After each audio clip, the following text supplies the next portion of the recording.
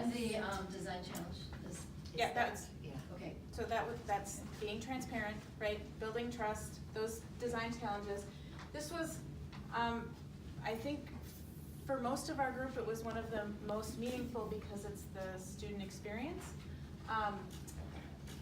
And so building off of, like, these were all parts of of that whole supporting relationships and building trust, that we have all these groups here. We've got students and the healthcare institution folks, faculty, policy folks, and the public, all helping design a curriculum and a process which gets to this website.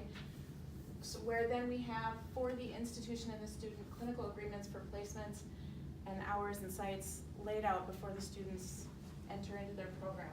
So then the student is admitted to program and they have their plan, including that, here's where I'm gonna be going. And I know my process and my plan for becoming a competent practitioner, and the faculty sharing that there. And you've got your teaching time in didactic, and you've got your students and your faculty leader presenting that key learning.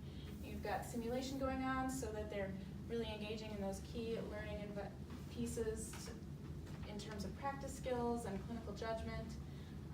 And then here, with some of that freed up time, that we will have some faculty who will have a little more time to help preceptors become more competent and feel like they'll be good preceptors. So sharing of ideas here. And then you've got your students going to those preceptive clinicals. We can have the faculty and the sites gathering evaluation data, and so doing that constant quality improvement cycle for these clinical placements. And then you've got your students finishing up and graduating, and then they're back at that healthcare institution maybe that they had clinical at, and then becoming a preceptor themselves, so sort of building capacity. Anything else? No. Okay. Any? if you could just talk 1 minute Yep. about the expanded practicum plan. What does that include when before a student is admitted to a program?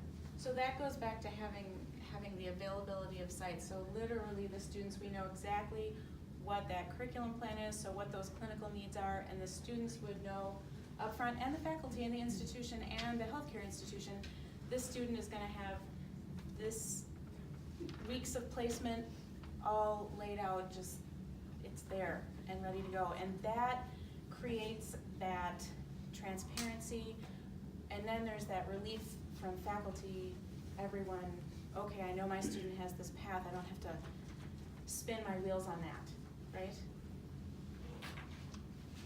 So the team at the